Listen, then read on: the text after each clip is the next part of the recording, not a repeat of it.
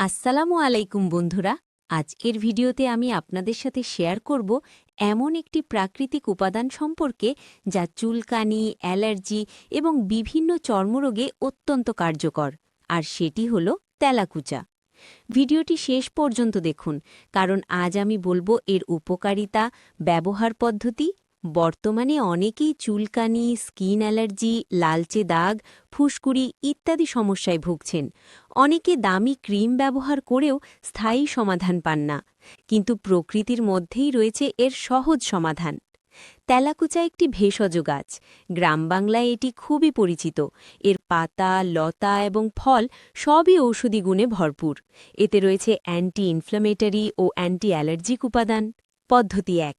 তেলাকুচার তাজা পাতা পরিষ্কার করে বেটে নিন। এবার আক্রান্ত স্থানে সরাসরি লাগান। ২০-৩০ মিনিট রেখে ধুয়ে ফেলুন।